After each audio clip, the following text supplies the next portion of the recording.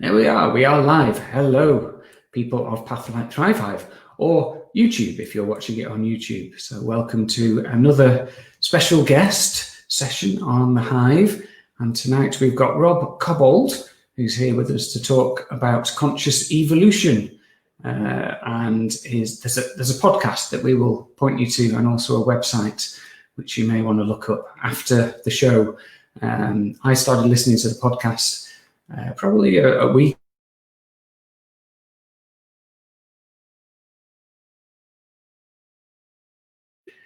Very meaningful, very resonant with my own beliefs on this journey. So highly recommend you having a look at that if you get the chance.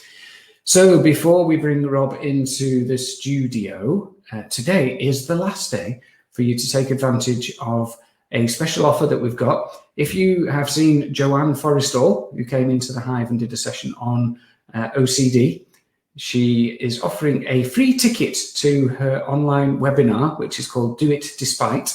And I've noted down the date this time. It is Saturday, the 17th of October from 9:30 in the morning till 1 p.m. And it's to help people who are trying to achieve something in their life. You've got some kind of goal, but there's something blocking you. Usually it's yourself. So it's if you've got some unhelpful thoughts or some limiting beliefs, then that webinar can help you with that. And Joanna's very kindly offered one free ticket to members of the Hive. And to get your hands on the free ticket, all you have to do is buy me a coffee. So I'm going to get my banner up now. So not a real coffee, but if you go to buymeacoffee.com/thrivehive, you can help to keep this thing sustainable. And you also are in with the chance of winning that free ticket.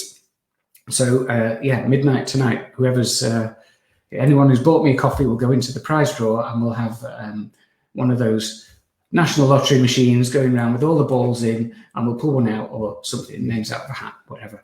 And you can get that free ticket. And if you're not lucky enough, then Joanna's kindly offered us half price tickets using the code that's on the Hive. So, and just generally, if you're enjoying what goes on here, if you're finding benefit from it, I'd very much appreciate if you could subscribe for £7 a month, or just buy me a coffee for £3 anytime you like. Thank you very much to everyone who's done so already. Much appreciated. Please also continue to share the group and invite people in. If you think they'll benefit from being here, just send them that link, or you can click on the invite button, which should be on your homepage somewhere. And finally, as usual, if you've got any questions or comments as we go through the session with Rob this evening, just pop them in the comments box and we will see them pop up. We won't see your name, though, unless you go to that little link there, streamyard.com/Facebook. You need to give StreamYard, the software that I use, permission to share your name and your little profile picture. So if you want to do that, you can quickly do that now. It takes about 10 seconds. If you're not bothered, don't bother. It's fine. We just won't know who you are whilst you're commenting, and that's fine. Okay, so let's bring Rob in. Hello, Rob, and very, very warm welcome to Pathlight Thrive Hive. Hello, everyone, if there's anyone watching. There are some people watching. It's good. Yes. So, thank you very much for being here and sharing your time and expertise with us. I'm looking forward to learning more about conscious evolution. But first, thanks very much for having me, Paul. It's a pleasure. It really is. So, first of all, would you be good enough to just give an introduction to yourself, who you are and what you do, and maybe what your passions are? Sure. So primarily for the last 3 years, I've been working in education. I spent 2 years working for a charity called We, and then after that, the Green Schools Project, basically trying to inspire young people to make the world a better place and to find their own unique way of doing that.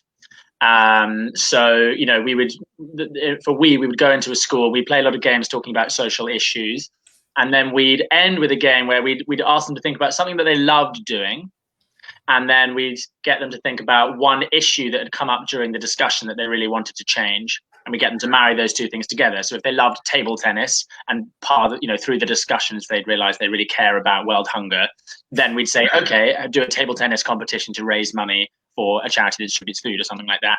And sort of through that, I really realized the power of that, because you're working with what the kids already love, right? And kids, anyway, they have a very inbuilt sense that, like, this is a good, meaningful thing to do. They used to love our sessions because it was meaningful. It probably felt more meaningful than the maths class they had coming up.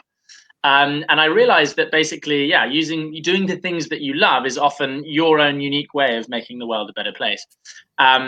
And along with a sort of evolutionary philosophy, I'd been snowballing for a while. I then started doing a little bit more writing and reading and learning about sort of evolutionary philosophy. And that wound up with Conscious Evolution, which is a sort of website, blog, and podcast all about basically spreading this sort of evolutionary philosophy and helping people find meaning and purpose. Excellent. I like what you're saying there about connecting with the young school children. I used to be a school teacher myself, and I think that the best lessons I did were ones that were really relevant to the things that mattered to the pupils. So bringing in something that they love really has a massive impact on their learning. It's a good process as well, because I think if you can explain something to a school child, then you really understand it. Do you know what I mean? Because I've done a lot of teaching in different contexts. There's that kind of teaching. I was also a bridge teacher in my spare time. Love bridge, and that also has given me, it's a weird skill set being a bridge teacher, because you have to process quite a lot of information quite quickly. And normally I'm teaching elderly people, and you need to break down something that can be quite complicated and make it sort of quite straightforward and also like sound bitey almost.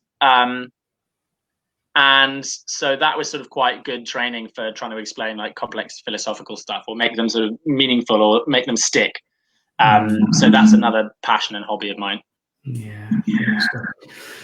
So I'm thinking what you just said there about to teach something to children, you have to really understand it yourself, and that definitely exposed me at the start of my teaching career, because I've always been very good at maths. So I thought, I'll be a great maths teacher. I'm great at maths. I'll be able to get that point across. But I wasn't able to do so. It isn't as easy as knowing the technique. It's about how to present something to someone who's at a different level of awareness, different level of intellectual capacity and experience to yourself. Yeah, something I noticed about certainly teaching bridge, and then I've actually realized it applies in lots of situations. You'll find, because it's often that requires a lot of patience, as I'm sure you know as a teacher. And it's when the people who only sort of just get a concept, they're the ones who end up sort of losing their patience when they're trying to explain it. It's really interesting. Like I noticed it in bridge all the time. Because bridge can bring out quite a sort of snarky attitude. I've actually been to Manchester Bridge Club, by the way, where they're very nice. Had a really nice time there. But certainly I've played a lot of bridge, and people they're quite snarky about what they know.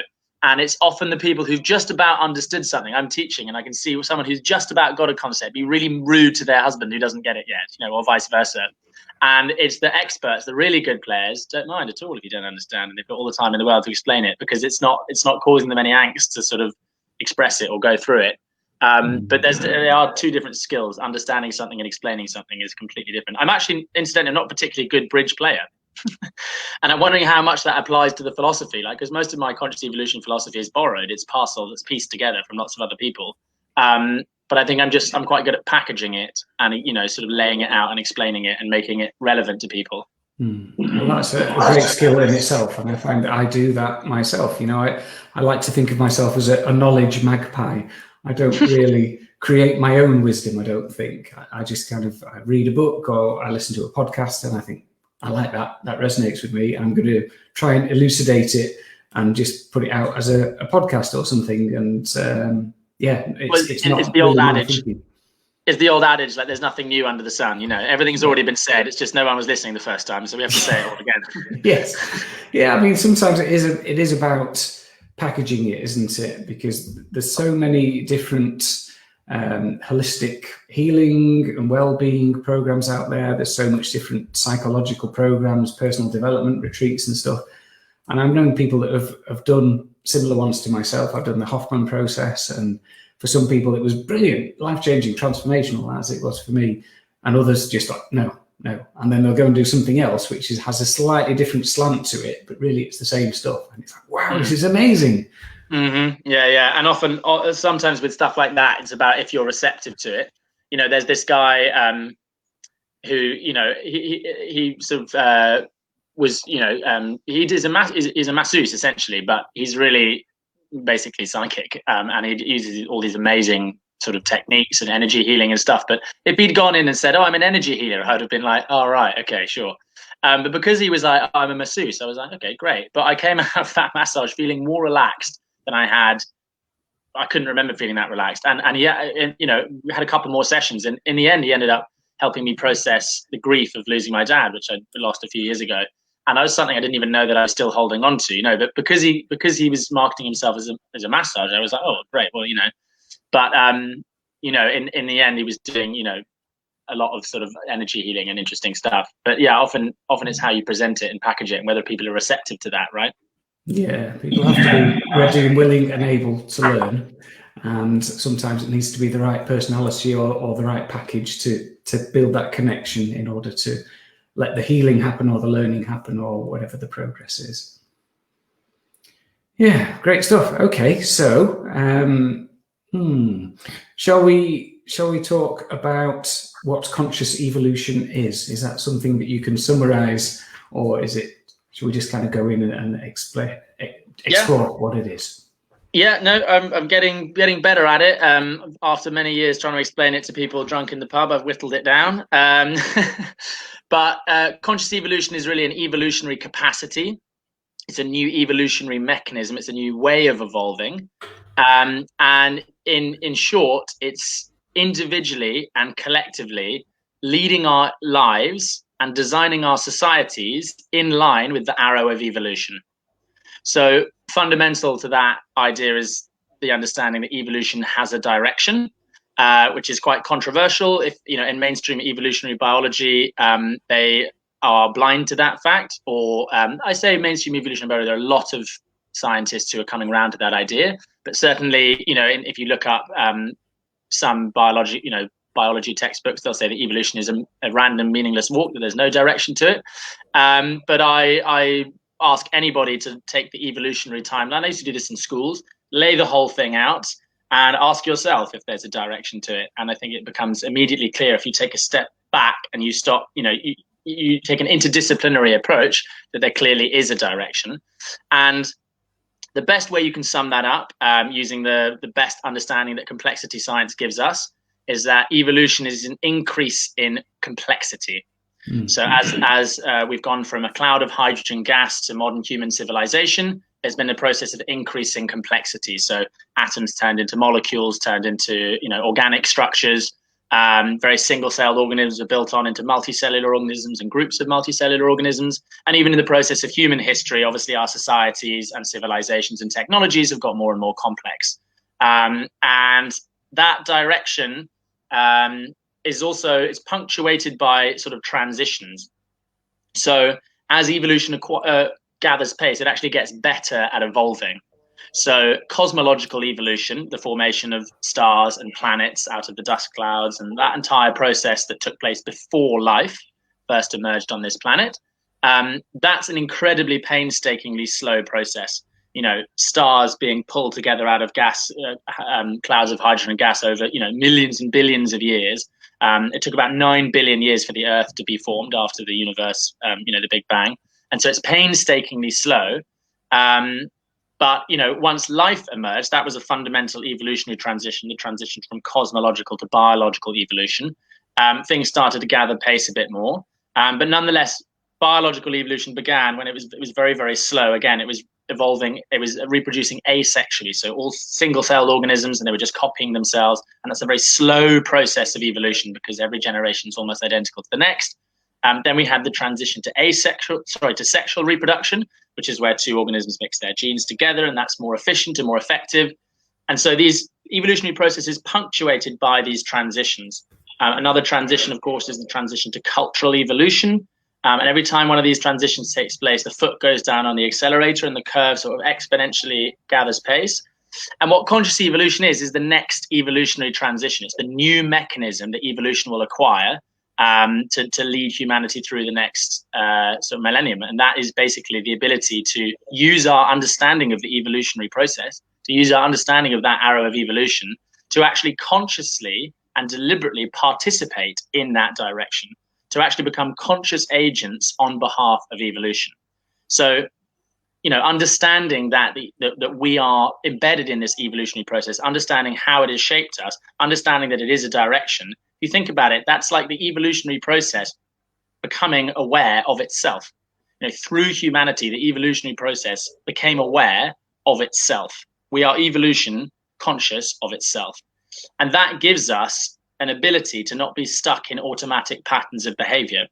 So from cosmological to biological evolution up till humanity, evolution can be understood in purely mechanistic terms as just the unfolding of the material potentials at the beginning of the Big Bang, as a kind of inexorable, automatic, mechanical process. And it's sort of pushed by the laws of physics and the laws of natural selection.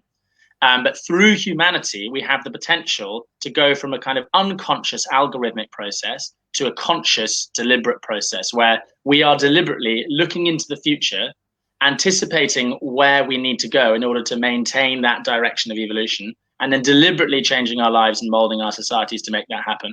And evolution up to that point has never done that. It's never looked forward. It's always a backwards looking process. And that shift is something that is not only going to give our lives meaning and purpose, it's also necessary if we're going to survive, because the problems that are coming towards us are so big and our technological power is so great that if we continue to evolve unconsciously and blindly, then the next crash could be fatal. So so there's a lot there, but that's the best way I can describe it. It's understanding those trajectories and then deliberately and consciously participating in them and deliberately becoming agents on behalf of evolution.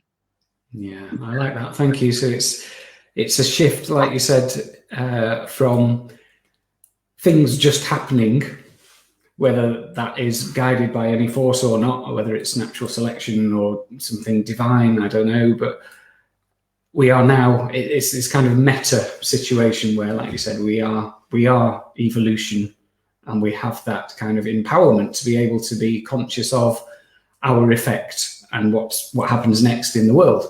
So we've got some choices. We've got some tough choices to make, haven't we?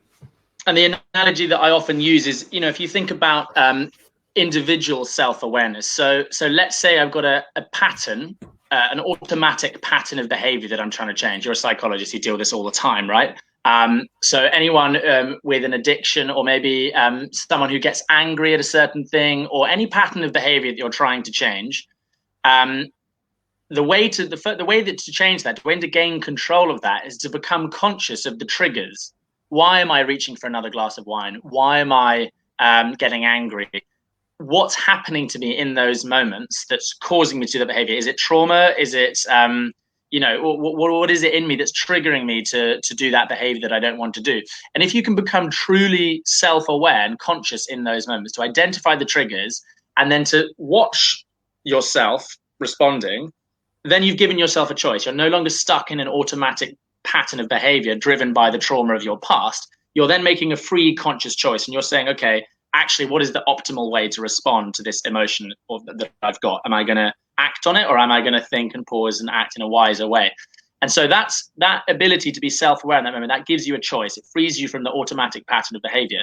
So what I'm talking about is exactly the same thing, except we're talking about not just individual self-awareness, but the awareness of the evolutionary process as a whole.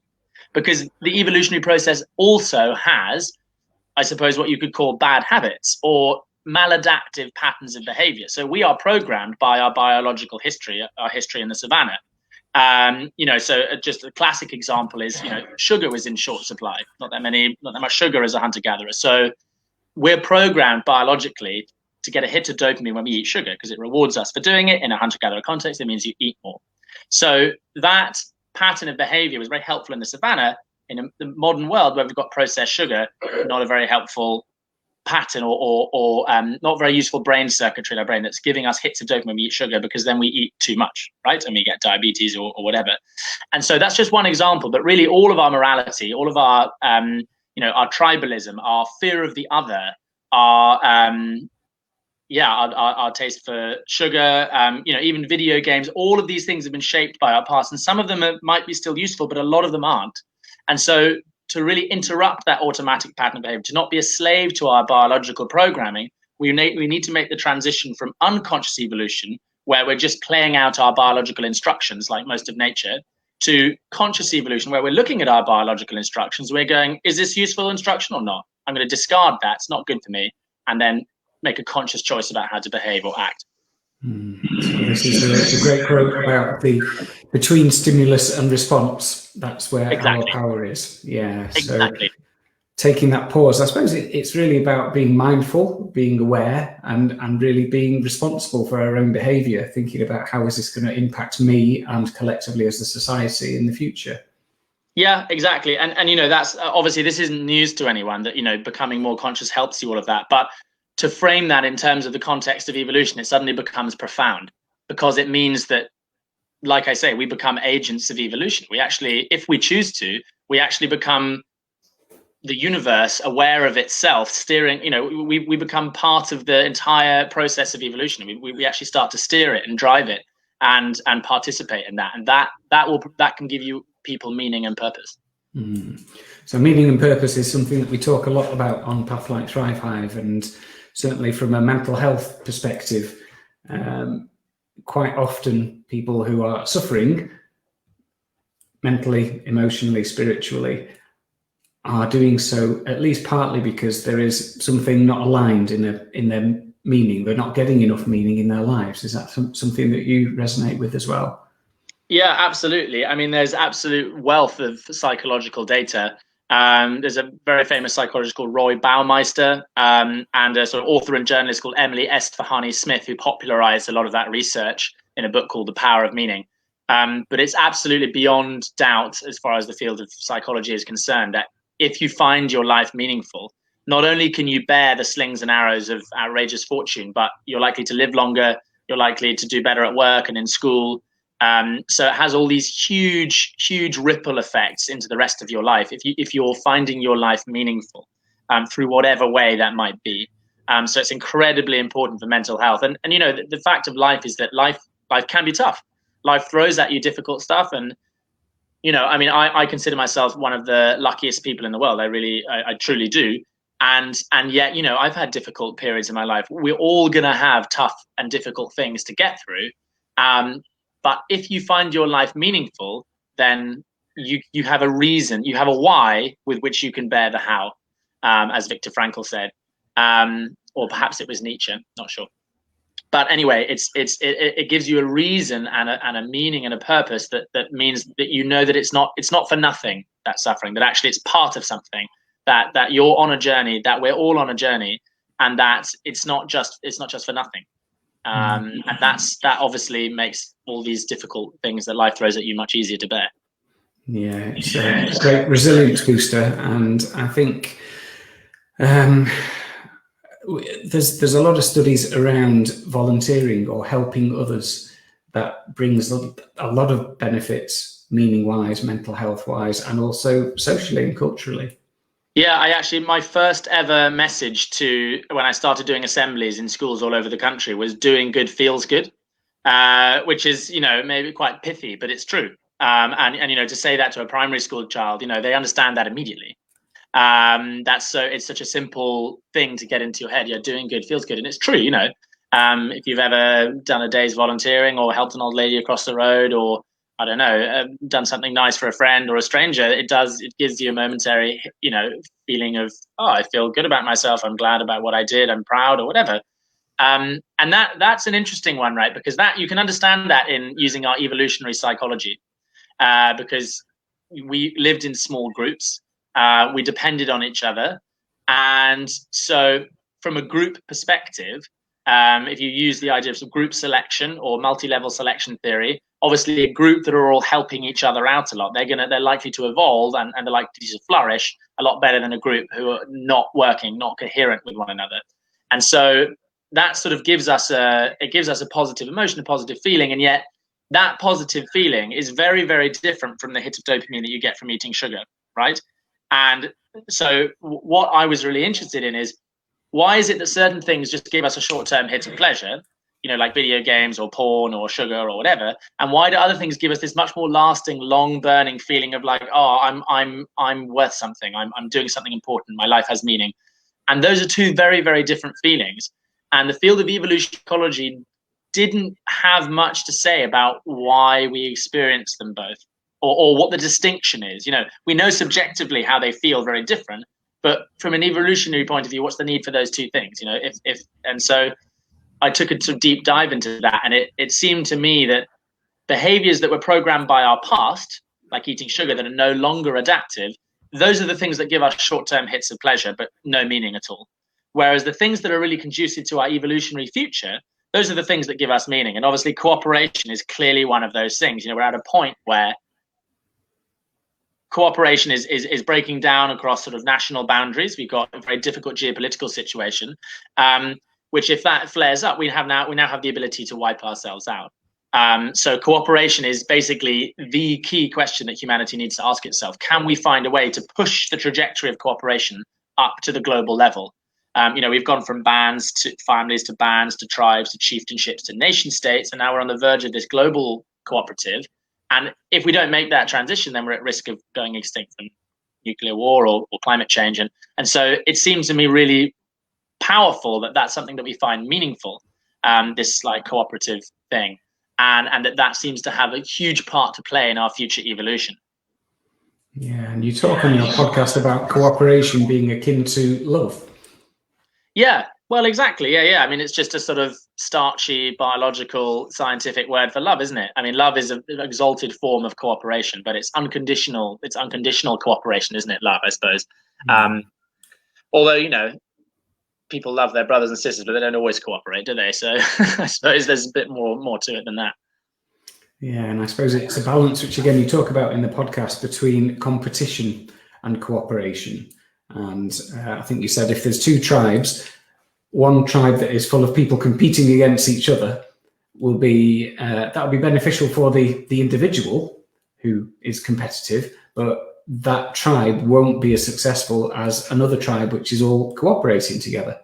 Yeah. There's a tango between them too. I mean, when I was in school, I don't know if it was the same as you, but I was taught that evolution is, you know, might is right, greed is good, sort of nature red in tooth and claw, survival of the fittest, all of these sort of catchphrases about how evolution is this bitter competitive struggle.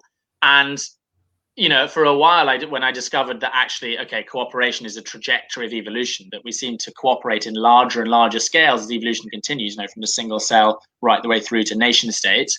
I was like, well, that competition stuff was complete, you know, BS. But actually, it's more subtle than that. There's a kind of tango, and there seems to be this sort of bounces from one to the other. So, you know, the analogy that my friend John Bunzel uses, who's the founder of an organization called Simpol, which aims to basically provide a pathway to global cooperation. But he says, if you stopped a couple of kids playing an impromptu game of football, you say, well, are you cooperating or are you competing? And they'll say, well, we're competing. But then you say, okay, but what did you do before you started playing? And they say, well, we decided where the goals would be, and we picked teams, and we decided where the edge of the pitch was. So even though they're competing, they've built a structure of cooperation that they can compete within. And that's what it's like. You talk about two companies competing, and you say, okay, but they've already agreed the rule of law, trading regulations, all of these different things.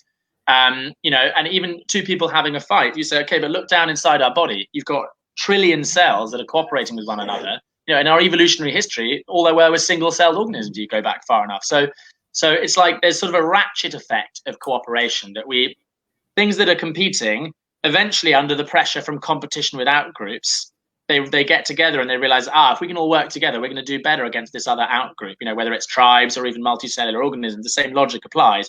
You can get together in a cluster and you can cooperate, you're going to outcompete the other guys. And so that basically, after a while, that cooperation gets so intense and so integrated that there is a kind of higher level integration, and what was disparate elements becomes one unified whole thing that's now no longer, it's integrated. Like we're a multicellular organism, we're a bunch of cells that have integrated. They're no longer competing with each other. And if one of our cells does start to break away from that and starts to work for itself, not the whole, that's literally the definition of cancer. That's what cancer is, which is cells that have broken away and they're no longer working for the whole, they're working for themselves. And so what we have to do at the global level is nothing more than a repetition of what's happened at every single level of evolution up to humans and even throughout human history. But what we've got at the moment is basically cancerous national actors. It's like I mean, it's a poor analogy perhaps, but if you imagine countries as like different organ systems in the body, it's like all our organ systems are pulling in different directions. So it's no wonder that we're profoundly sick, and not just psychologically, but also in terms of what we're doing to the planet, which is basically a form of kind of self-harm if you look at the global thing as a single organism. And so that's the way we need to think about it. We need to think about the planet and every human on it as an organism in which we are all cells. We are all aware, conscious cells in the great superorganism that is humanity. And if we continue to act as individuals on behalf of ourselves with no awareness of what's good for the entire organism, we are basically the equivalent of a cancerous cell. And that's why so many people are unhappy, and that's why our survival as a species is at risk. Yeah, so it's that competition that has become cancerous because I think it is based on fear and greed rather than progressing evolution.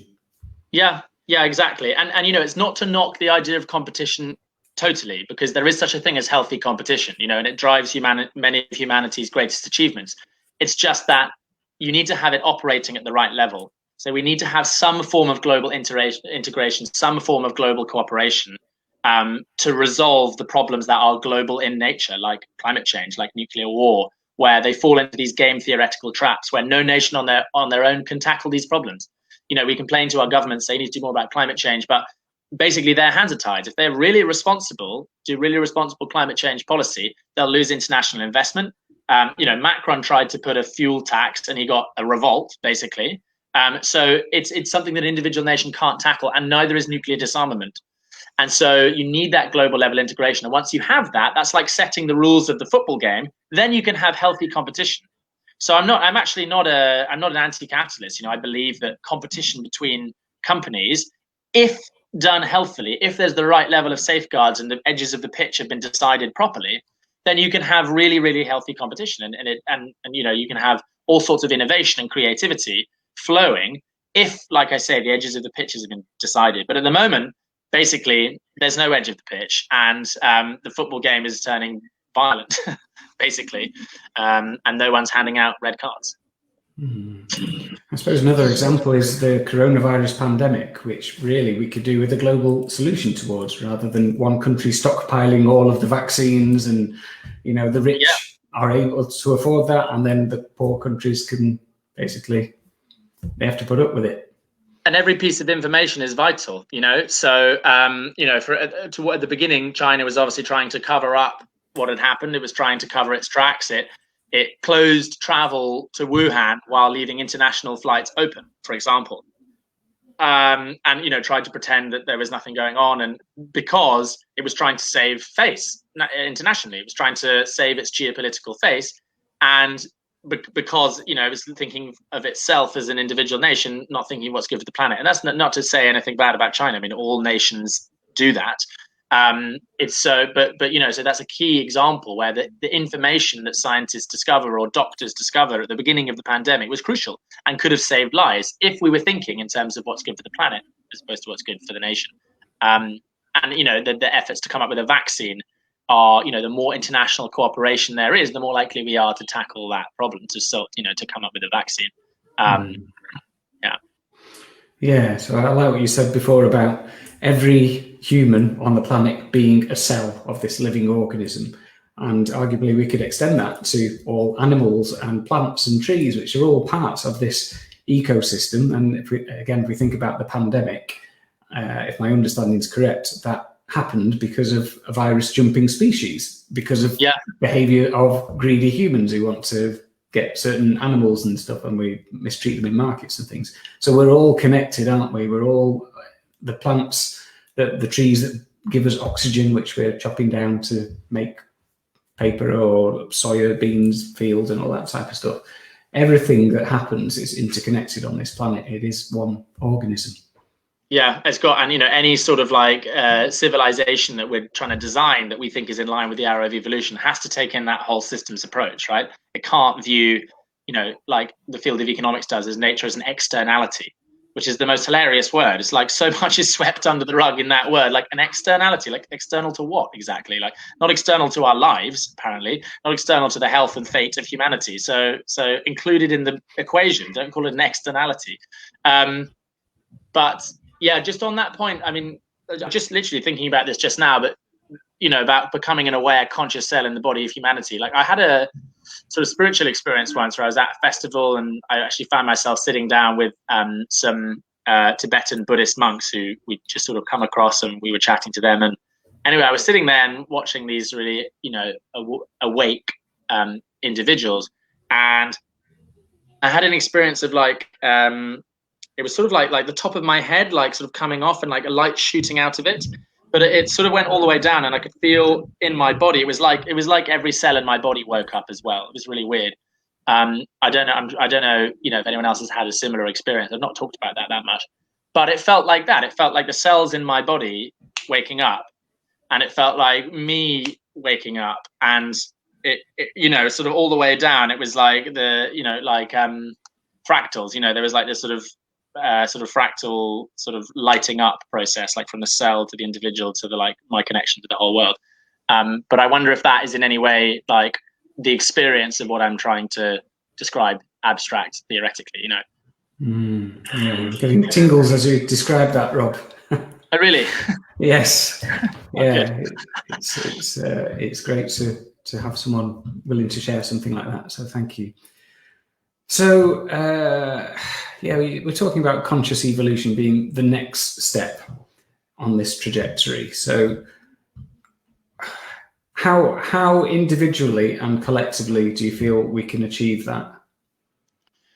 So, individually, a lot of it requires becoming conscious, which I'm not an expert on. I do spiritual practice, but there are plenty of places that you can go to learn how to wake up, how to sorry, trying to get rid of that. So whether it's Buddhism or Sufism, or whether it's yoga or whatever it is that you find works for you. So that's a huge part of it, becoming aware and conscious, like I say. So you're not you're not dictated to by your biological program. You're a free, conscious individual. And so that's a huge part of it. Obviously, there's some individual responsibility to live in harmony with the planet as well. So, don't eat too much meat, don't fly too much, all that kind of stuff.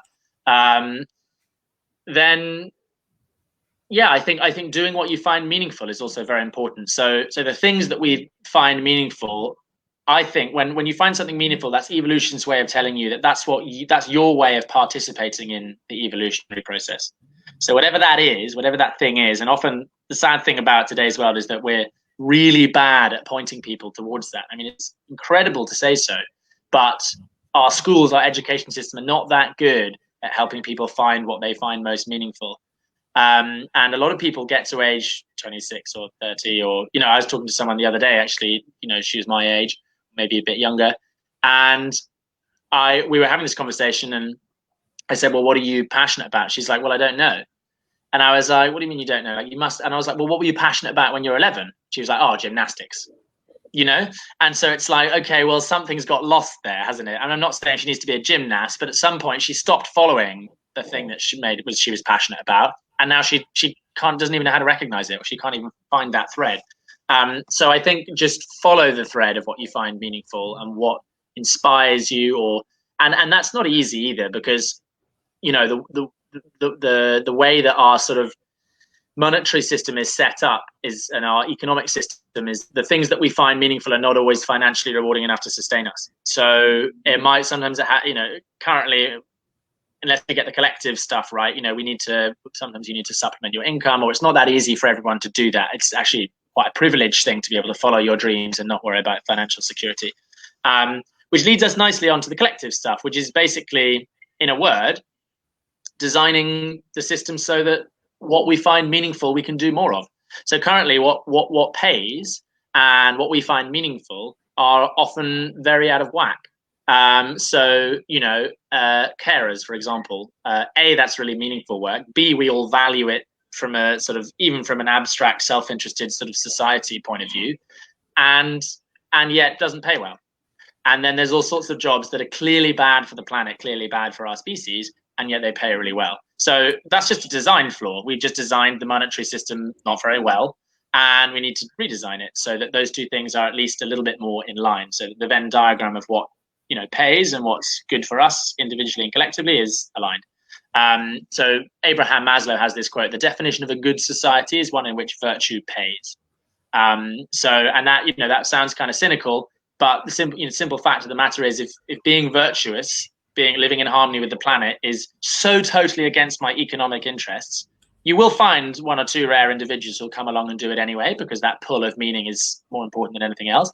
But they're going to be the exception, not the rule. And you're going to make it economically and practically impossible for billions of people to do that, because they can't sustain themselves. So rather than expecting people to make really difficult choices, and this is where I go back to the individual stuff that we need to live sustainably. So if I'm traveling to see my sister in Madrid and the train ticket is 500 euros, but the plane is 15, like, I have to be A, very rich, and B, incredibly sort of selfless to make that choice. And like I say, we might expect a few rare individuals to do that anyway. I'm not one of them, by the way.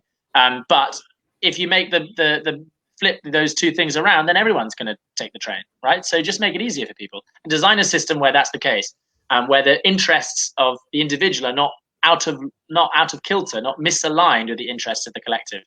And there's lots of ways that we can do that in terms of civilization design, which we can go down if you wish.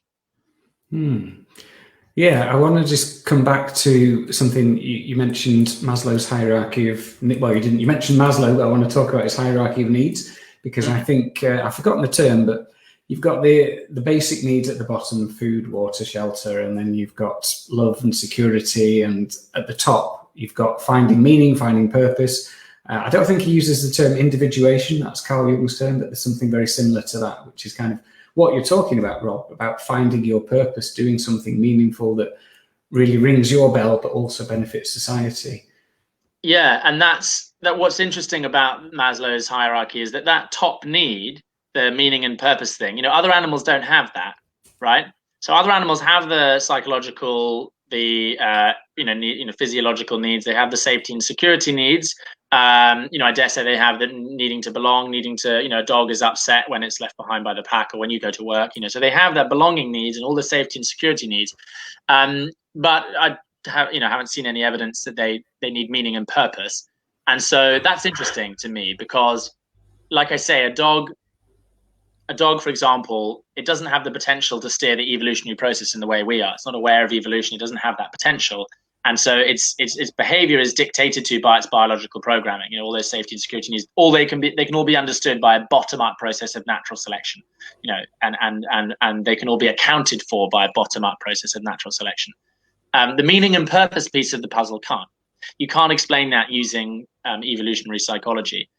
It seems perfectly obvious that we could survive and reproduce just fine without needing to have a need for meaning and purpose. And so that, for me, the fact that we can imagine how things that we can be better, how we're drawn to the good, we're drawn to the beautiful, we're drawn to the true. And as Steve McIntosh said, who's an integral theorist who I got on the podcast, he says, not only can we improve our conditions, but we can improve our definition of improvement itself.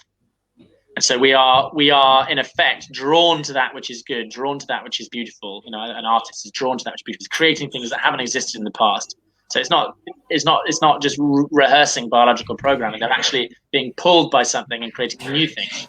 And that meaning and purpose thing at the top of the pyramid, that for me, that's evidence that there is a kind of pull force to evolution, that we're not just being pushed by our biological program. The humans, at the very least, are also being pulled forwards by something transcendent, something, an attractor point, I suppose, what Teilhard de Chardin called an amiga point, which you can understand that as God, if you wish to.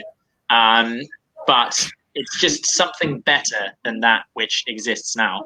And I think there's this quote by George Eliot. He says that, despair is just evidence of unfed hope. So we look at the world today and we despair, but really we're despairing because we know that we can do better. If this was just like, no, this is just how things is, this is just life evolving, then you wouldn't be despairing. You'd just be like, well, that's just how it goes. But all of us feel within us, I think, that actually this is not the best that humanity can do, that actually there's something better in the future available to us if we can navigate there, and that this is actually not good enough. the feeling of pain is the feeling of growth. The feeling that what's happening now is not good enough.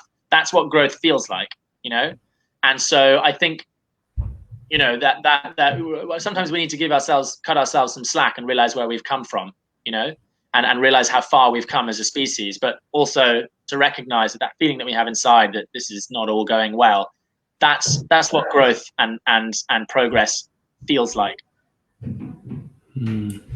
Yes, self-actualization. That's what it is at the top of the pyramid. And yeah. So I think, like you say, we are the only species, as far as we are aware, that has that meaning and purpose at the top of our pyramid.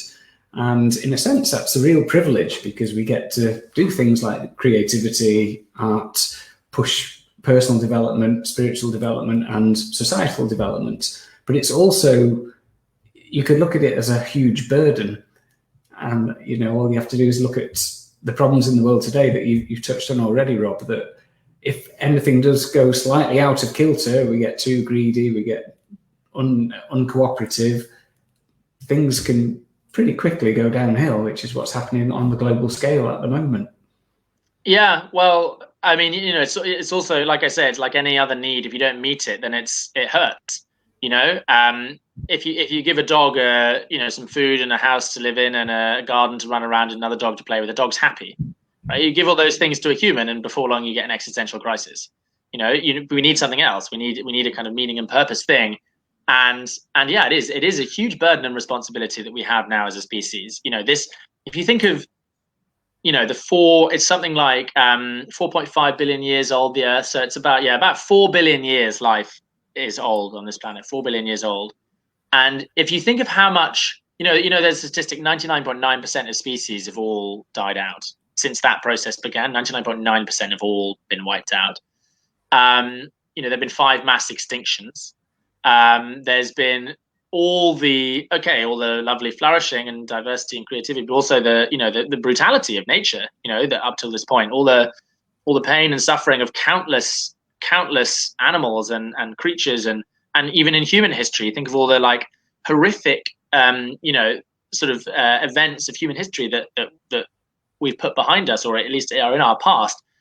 And so to just throw all that away and crash ourselves into another mass extinction and reset set the evolutionary clock back another however many tens of millions of years, that we are damning whatever comes beyond us to go through all that pain and evolutionary pressure again with the arrow of evolution. Because if it's not us that makes this transition, the evolutionary direction won't get eradicated if we get wiped out. It'll just reset the clock a bit. And if you look at the 5 mass extinctions, they happened in our sort of relatively recent evolutionary history. If you set up the whole timeline, it doesn't reset the clock back to the beginning, but it slows it down, and the arrow then carries on. So another species is going to come along with this same problem of how, once we've evolved that civilizational planetary level, we're going to have to resolve the same kind of tribalism and issues and nationalism. So it's a problem that any sort of life on any planet would face up to a certain point. And if we don't take on that responsibility, if we don't take on that ability, take on the sort of our evolutionary potential, if we don't own that, then we are in effect dooming, however many other millions of species to go through that very painful process of evolution to get to this point again.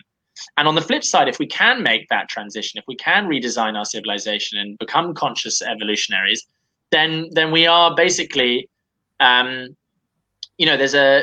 potentially creating a utopia for how many countless thousands and thousands of generations. Not utopia. It's still a process. Nothing's going to be perfect, but life will be a lot easier than it has been up till now. And there's sort of a lot of thinkers that talk about sort of the morality of existential risk, and yeah, it's many countless generations that will come in front of us. So we have to factor that into our equation, not just the survival of our species, but it's how many lives of fulfilled, happy humans are to come, and how many of how much beautiful creativity and cooperation and transcendent flourishing are we curtailing if we screw this up, basically, as a species in this pivotal moment in our evolutionary history. For sure. Fermi's paradox at all? Sure, yeah.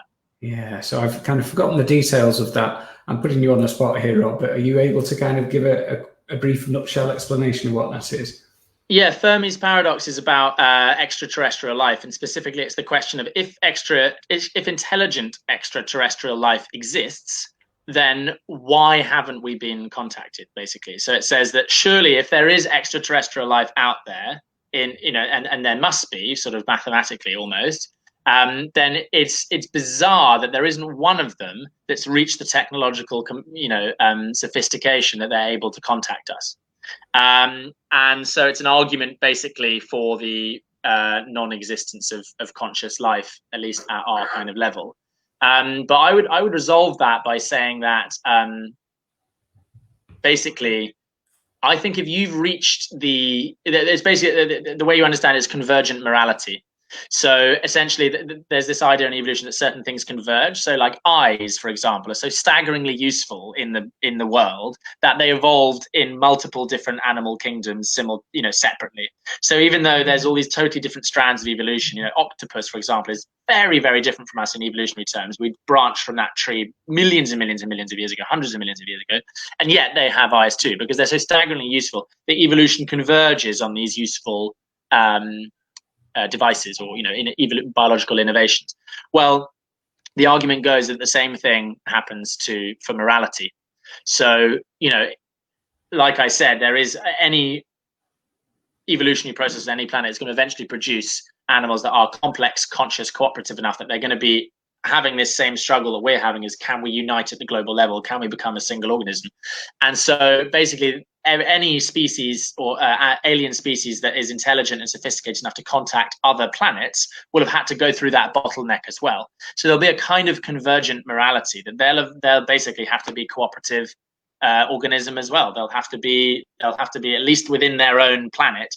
They'll have to be coherent. And so the idea is that maybe there's a kind of convergent morality where if you reach that level of sophistication, actually, you don't want to interfere in the evolutionary trajectories of other planets. Or maybe they're looking down at us as like adolescent children, going like they haven't quite matured yet. You know what I mean? They're not ready to be contacted. So maybe that's it. But that's one of the ways that you can resolve the paradox and say there is intelligent life out there. They've just chosen not to contact us, or they're not. They're waiting for us to mature essentially and go through this evolutionary bottleneck before interacting with us. But that's a kind of optimistic spin on it. There's a sort of much more pessimistic way of viewing these things, as with everything, I guess. Yeah, I suppose the darker potential is that there have been multiple other civilizations that have evolved to a similar level that we are at now, and they've destroyed themselves either through nuclear war or greed or famine or the whole ecosystem collapsing, which is still, it might happen to us on this planet. Yeah, I mean, and a great deal of them will have done, but I find it hard to believe that all of them will have done. So there must be some intelligent life out there. Yeah, there's a really nice anecdote, if that's all right. There's in 1972 or 71, they sent out the Voyager space probe into outer space, and it carries a message on it for extraterrestrial life. And they also put a load of music on it. So there's like Johnny Be Good. There's sort of music from all different parts of the world. There's greetings in 152 languages. There's pictures from the Earth. And there's also a message. And the message says something like, we hope to survive our time so we may live into yours. And we hope someday, having solved the problems that we face, to join a community of galactic civilizations. And I think that's right there in a nutshell. I mean, it's incredibly forward thinking from someone in 1971 to have written that down and sent that off into space. But that's it. It's like, once we've solved our problems, once we've gone through this evolutionary bottleneck, we formed a planetary sort of superorganism, then we have the potential to participate in the future evolution of life in the universe. And not just be a sort of failed evolutionary experiment. Otherwise, we'll be a biosphere which fails to give birth to a planetary entity. We'll be a sort of failed evolutionary experiment. And I don't know about you, but I have great faith in humanity. I think we're awesome, and I'd like to be the species, at least on this planet, that makes it through that bottleneck. And I think like we have a unique evolutionary past. We'll have unique experiences. We'll have unique things that we've learned. We'll be different from every other species in the world. And we'll have something unique to contribute to that. And I think that would be a beautiful, beautiful thing. But we need to make it through this, difficult time first. Yeah, I like your sense of hope there, Rob. And I get excited hearing things like that. But yeah, there is a dark side as well. And I suppose for me, I can compare the individual and our own psyches and the problems that we have internally to the global scale. And quite often, if we're going back to mental health, depression, for example, people can go through really, really dark, trying times and come out of that with a new level of consciousness, a new realization, more hope, more creativity, more spark, more energy, more connected to themselves. And maybe, collectively as a world now, we are maybe quite depressed and anxious with everything that's going on. And maybe we need to go through this dark patch, and from it, we will get more conscious and stronger and more creative and move on with our conscious evolution. Well, you're a father, as any father or mother will know. Giving birth is painful, and if we're giving birth to a planetary organism, this is the birthing pains right now. So there's light at the end of the tunnel, but we need to ride it, and we need to steward this difficult time and help people through it who are suffering, and make it through together or not at all, basically. Yes. So we have a comment from Jackie, and this is from the darker side. I think if there is any intelligent life out there, they should avoid contacting planet Earth. We're in the process of destroying everything. So yeah. Well, maybe that's what they're thinking. Maybe they're thinking like, well, we don't want to touch these guys yet. These guys are all crazy raving nutters, and they've got nuclear weapons, and let's just leave them alone. But like I say, if we can make it through this difficult period and stop destroying the Earth and stop destroying each other, then I think we'd have a huge amount to contribute to, intergalactic culture or whatever it is there is out there. Yeah, and we will have a lot to learn from them as well, of course, if there are other beings out there. So I suppose coming towards a close now, Rob, I wonder, you've given some personal and collective ways that we can move forward with this conscious evolution, and it's I like the manifesto. I like it a lot on your website. And I just wonder, practically speaking, what steps can we take in order to get this global cooperative and move away from this individualism and the cancer you spoke of earlier? Well, very practical steps. Sign up to Simpol, simpol.org. It's founded by this guy, John Bunzel, I mentioned earlier. And it is the only practical pathway to global cooperation that I've ever seen. It basically, what happens is you sign up as an individual, and it sends a letter to or an email to your MP and pressures them to sign up by basically saying, if you don't sign up too, you'll lose this person's vote in the next election. And through that process of just only using MP's self-interest, you sort of scale up. And if you get enough MPs signed up globally, then you're basically using that voting bloc to force them to the negotiating table at the global level. And it's basically the only way that you can resolve the game theoretical trap, which means that it's not in nations' interests to cooperate currently. But Simpol resolves that cleverly, and it uses the same sort of mechanism that has worked in our evolutionary past. So it's really sort of like models itself on how we've navigated these transitions to higher levels of complete cooperation in the past. So that's super practical. You can do it right now, simpol.org. As I said, spiritual practice as an individual, find your own way of, making yourself more conscious, and do what you find meaningful. And I think if, all those three things together, a load of individuals that are more conscious doing what they find meaningful, and a unified, sort of planet, at least at the political level, I think all those three things in conjunction would get us a long way towards solving the problem.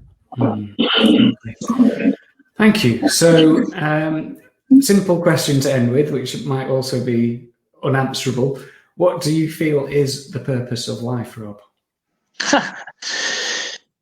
The meaning of life is to evolve from simple, limited, isolated forms back towards our original state of freedom. So there is an old Sufi story from from the Sufi tradition, and it says it tells a story of God who made a statue of himself or herself in clay, and God made the statue and was disappointed because it was missing the one thing that God prized in themselves most, which is their spark and vitality and creativity. And so God went to Spirit and said, I want you to imbue this clay statue I've made with life and creativity. And the Spirit, which is free and without limitation and likes to fly and soar and change shape, and said, no, I don't want to enter this material prison in the least. I don't want to be trapped in the material, in matter. And so God thought about it for a bit, and they asked their angels to play their most heavenly, beautiful music. And Spirit was moved to ecstasy by the music, but because Spirit didn't have any physical form, it couldn't feel the vibrations of the music. Music is a physical thing, and you feel a bass line in your stomach, right? And that's part of the joy of music, is that you can feel the vibrations. Spirit had no physical form, and it wanted to feel the music of life more deeply, and so it decided to give up its unbounded, unlimited state to become limited and earthbound and in trapped in the material world in order to experience the music of life more deeply. And so the Sufi saint Hazrat Inayat Khan, he says there's two things there. There's one, that Spirit's original nature is to be free and unlimited, and two, that it's given up that unlimited state, that lack of boundaries, in order to experience the music of life. And when you put them together, you get the meaning of life, which is the meaning of life is to evolve from that state of total limitation, from the cloud of hydrogen gas, through rose bushes, giraffes, and humans, back towards Spirit's original unbounded state of freedom. So Teilhard de Chardin, there is no such thing as matter and spirit. All that exists is matter becoming spirit. And participating in that is the meaning of life. I like that. I listened to another podcast recently that said that the purpose of life is to raise consciousness, and that the whole of the universe is pushing towards that to help and facilitate this raising of consciousness. Is that something you'd agree with? Yeah, absolutely. It's just a sort of more spiritual way of saying increasing complexity. Teilhard de Chardin talked about the law of complexity consciousness. So the more complex the organic structure is, the more consciousness there is, the more self-awareness. Nothing more complex in the biological world than the human brain, right? That's just the process of increasing complexity. And consciousness is an emergent property out of that, which allows us to be more adaptable, more, evolve in a new way, more creative, more free. And so it's just another way of understanding that evolutionary trajectory, where you can talk about its scales of cooperation, you talk about its complexity, you can talk about its creativity, or you can talk about it as consciousness. But there's clearly a process going on there, from single-celled organisms all the way through to humans, and then extrapolate that process. What's beyond that? And can we steer ourselves in that direction? Yeah. And I suppose to end, just your own personal view, if you're happy to give it, Rob, around why is this happening? Do you feel that there is some divine force, whether it's God or the universe or energy or whatever it is, that's propelling this evolution, or is it just happening? Well, obvious answer is I don't know. But I suppose the most satisfactory answer I've come across is from that story. So, if you think about what does God, if an omnipotent, omnipresent, all-pervading God exists, then what does he or she lack? And the answer is limitation. And so with no limitations, what does that mean? Well, it means, everything, so there's no surprises. You're already complete and whole and perfect, so there's no growth. There's no self-improvement. There's nothing to be learned. There's sort of nothing. There's nothing to do, really. You're complete. You're finished. The process is done. And so what do you do? Well, there's nothing to do. So basically, God decides to play a game. And the definition of a game is the process of setting oneself hurdles or limitations to enjoy the challenge of transcending them. So if you think about any game, you don't need to put the ball through the hoop or run between the lines or whatever, dot the counters around the board. These are sort of hurdles and limitations and rules that you've set yourself, because it's fun to see if you can transcend them, if you can overcome the limitations you set yourself and win the game. And so that is basically what God is doing in this great game of life. He or she is setting themselves some limitations, incarnating in the most limited, isolated form possible, a cloud of hydrogen gas, after the Big Bang, to enjoy the process of transcending those limitations and eventually evolving back towards their original state of freedom. So that makes sense to me as a cyclical process. If I was an omnipotent, omniscient God, I'd set myself some limitations and play a game. I love games personally. I play games all the time, and maybe that's what God is doing. Maybe so. Yeah, maybe we can all play our own game as well, and try and reach that transcendence and find that meaning and purpose, and play our parts in this conscious evolution. Hope so. Yeah, great stuff. So is there anything, Rob, that we haven't discussed that you'd like to bring before we end? No, just to point everyone in the direction of consciousevolution.co.uk, point them in the direction of my podcast, which is listed on there. And if you've got any ideas or questions or want to collaborate, then get in touch through the website, I guess. Great stuff. So it's consciousevolution.co.uk, and the podcast is available on iTunes and all the other usual places. Yeah, if you search Conscious Evolution Podcast, it should pop up. Brilliant. And I highly recommend it, folks. 4 episodes down, 1 more to go. So yeah, Rob, thank you very much for your time and expertise. It's been enlightening, and I like feeling the tingles. I felt the tingles a couple of times tonight. That's really nice. Thank you. Thank you very much for listening, Paul. I appreciate it. Anytime. So yes, thanks again. And we'll put a link up to your website on the Hive, and hopefully we'll all do our bit and sign up to Simpol and all follow our meaning and purpose, and we'll be doing our bit towards this conscious evolution. Hope so. Great stuff. Thank you very much, Rob. Take care. My pleasure, Paul. Thank you. Bye. There we are. Interesting stuff. Life, the universe, and everything. And I'm just thinking about the Hitchhiker's Guide to the Galaxy, and the answer was 42. Spoiler alert. So, that's all for tonight, folks. I'm just going to reiterate that if you want to win a free ticket to Do It Despite, which is Joanne Forrestal's webinar, which is on the 17th of October. It's a Saturday, 9:30 a.m. till 1 p.m. You have until midnight tonight to buy me a coffee. You can buy me a coffee at this website here, buymeacoffee.com/thrivehive, or you can subscribe. Anyone that does so before midnight tonight will go into the hat to win that free ticket. And if you don't want to do that, that's fine. But there are half-price tickets available thanks to Joanne's discount code on the Hive. And I'm going to end there tonight. I thought it was really interesting. I like getting the tingles. Maybe you got some too. Happy to hear anything that you want to share, any thoughts that you have around this yourself.